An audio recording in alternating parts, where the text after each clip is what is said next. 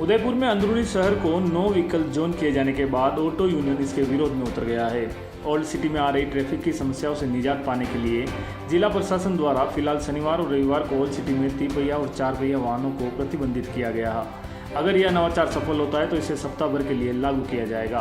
Old city में auto rickshaw प्रतिबंधित किए जाने के बाद मेवाड़ ऑटो रिक्शा चालक यूनियन संघ के बैनर तले रिक्शा चालक कलेक्ट्रेट पहुंचे। उन्होंने प्रशासन द्वारा लिए गए फैसले को एक तरफा बताते हुए कहा कि इस निर्णय से ऑटो चालकों की रोजी रोटी छीन जाएगी। ओल्ड सिटी में बाहर से आने वाले पर्यटकों के 4 पहिया वाहनों को प्रतिबंधित कर दिया जाए तो ट्रैफिक की समस्या से निजात मिल सकती है। उन्होंने कहा कि उदयपुर के ऑटो चालकों ने कई बार पैसों से भरा बैग मिलने पर भी ईमानदारी का परिचय देते हुए उसे थाने में जाकर लौटाया है।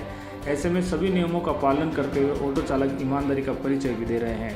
ऑटो रिक्शा चालक यूनियन संघ के लोगों ने कहा कि जो ऑटो ओवरलोड सवारी लेकर आते हैं और जो शराब का सेवन करके ऑटो चलाते हैं उन पर प्रशासन कार्रवाई करे।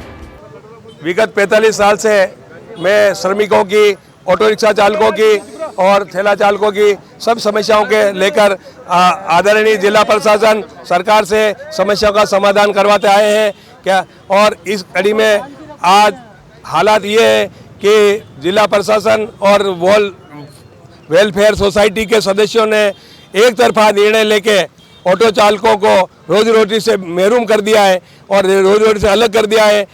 अभी तो 2 दिन की ट्रायल के लिए आपने शनिवार और वीकेंड नो व्हीकल जोन किया है। आने वाले समय में पूर्णतः करने की इनकी प्लानिंग है। अब इस कड़ी में जब सिटी सेशन से कोई ग्राहक बैठेगा तो क्या वहाँ से उतर के रंगनिवास जाके दूसरा ऑटो करेगा क्या? इधर आप सेलियों की बाड़ी से कोई पर्यटक बैठेगा तो हाथी बोल जाके क्या दूसरा ऑटो करेगा क्या? 2 ऑटो चेंज करेगा क्या? तीसरी बात यह है कि हर जगह ई व्हीकल चले, हमारे कोई आपत्ति नहीं है। प्रशासन के हर सहयोग में, हर काम में जिला प्रशासन, जिलाधीश महोदय और एसपी साहब और सब अच्छा काम कर रहे हैं, जबरदस्त अच्छा काम कर रहे हैं और हम उन अच्छे काम में पूर्ण सहयोग है। मगर हमारी रोजी रोटी नहीं छीने, हमें रोजी रोटी हमारे बरकरार रखे। और ऑटो रिक्शा जो 3 व्हीलर है, जो छोटे ऑटो रिक्शा है, वो सारे ऑटो रिक्शा अपने हिसाब से पूर्ववत जो चल रहे हैं उनको चलने दिया जाए। अगर वास्तव में अगर कुछ करना ही है, ऑटो रिक्शाओं से कहीं जाम नहीं होता है, सवारी उतारी और ऑटो रिक्शा चल दिया जाता है। अन्य व्यवस्थाएं हैं, उनसे ऑटो जाम लगता है अंदर, उन व्यवस्थाओं की ओर अपन को ध्यान लगाना पड़ेगा। तकलीफ ये है साहब, हमारे अध्यक्ष महोदय जी, कलेक्टर साहब, एसपी साहब जो भी निर्णय ले रहे हैं बहुत अच्छा ले रहे हैं। बस परेशानियाँ ये हो रही है जैसे अभी 2 व्हीलर जो चल रही है बाइक ऑन रेंट, उसमें बहुत सारे प्राइवेट व्हीकल भी चल रहे हैं, वो सड़कों पे पार कर देते हैं। प्लस उसके अलावा दुकानों के बाहर में अतिक्रमण कर रखा है ना, चबूतरी में पहले नालियाँ थी, नाली बंद की चबूतरी कर दी, बाइकें लगा दी।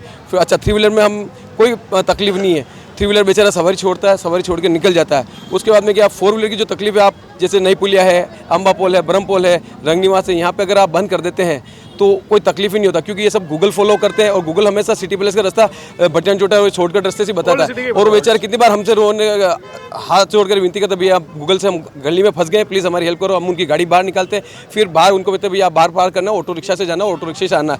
मेन समाधान तकलीफ ये है। तो मेन जो ट्रैफिक का प्रॉब्लम है, 4 व्हीलर जो बाहर से बड़ी कारें आ रही है, उसके बाद में छोटी मोटी वाहन वगैरह जो बाइक्स वगैरह हैं, जो दुकानों के बाहर में अर्थव्यवस्था से जो खड़े रहते हैं, उन पे कोई ध्यान नहीं था। ऑटो अगर खड़ा हो गया तो सबने कभी ऑटो हटा, लेकिन वो 50 बाइक खड़ी, उस बाइक को कोई कभी कुछ नहीं कहेगा कि बाइक यहाँ क्यों खड़ी है। अभी 2-3 दिन से ये समस्या थी, एक जने का हार्ट पेशेंट था कि भैया मुझे बाहर तक ले चलो, मेरे कैसे पॉसिबल है, पुलिस वाले आने देते नहीं, जाने देते नहीं। तो ऐसी बात नहीं, जैसे कई मरीज भी हैं तो ऑटो वाले ही हैं जो इसी गलियों में जाते हैं, उनकी सेवा भी करते हैं। ठीक है, पर्यटन चल पड़ा है तो पर्यटन पे सब डिपेंड करते हैं, क्यों हर घर के अंदर वाहन है, कोई प्राइवेट वाहन भी है, कोई टैक्सी वाहन भी है। तो अपन उनको भी यूँ नहीं मना नहीं करें, उनको नहीं, उनके लिए भी सुविधा है। जैसे चांदपुर में पार्किंग बनी तो उनकी वाहन वहाँ, अब जैसे वो गड़ी देवरा जो गली है वहाँ पे कारें खड़ी रहती है, सब दादागिरी से खड़े करके ओवरलोड होकर आते हैं, वहाँ पर जो पर्यटकों को ज़्यादा भर के लेके आते हैं, जी, उनके लिए कदम उठाइए सर। उनके लिए सीधी से उनके चालान से कुछ नहीं होगा। आप हर गाड़ी के डॉक्यूमेंट चेक करें, लाइसेंस, RC, परमिट, टैक्स आप कंप्लीट होनी हो। और जो शराबी किस्म के भी ऑटो वाले, उनको भी आप हम उनके गवर्नमेंट के साथ में उनको भी आप पाबंद करें, उन्हें निकालें। अभी थोड़े दिन पहले की बात है कि मेरे गाड़ी में एक सवारी को मैं अच्छे से घुमा रहा था और घुमाने के बाद उनको ड्रॉप कर दिया। मुझे पता नहीं मेरे गाड़ी में पीछे बैग रह गया। मैंने देखा बैग रह गया, तुरंत मैंने जाके घंटाघर थाने में जमा कराया। फिर बाद में उन्होंने खोला तो उनको 51,000 रुपये उस बैग में से निकले। उससे पहले एक और बैग मिला, उसमें मोबाइल, कैमरा वगैरह सब कुछ था, वो भी मैंने जमा कराया। मतलब 3 बैग मैंने ऐसे जमा कराया जिसमें उनके ज़रूरी डॉक्यूमेंट्स वगैरह पड़े थे। तो मैं यही कहना चाहता हूँ कि इसी तरीके से हम काम करते रहेंगे, अच्छा करते रहेंगे, कोई दिक्कत नहीं।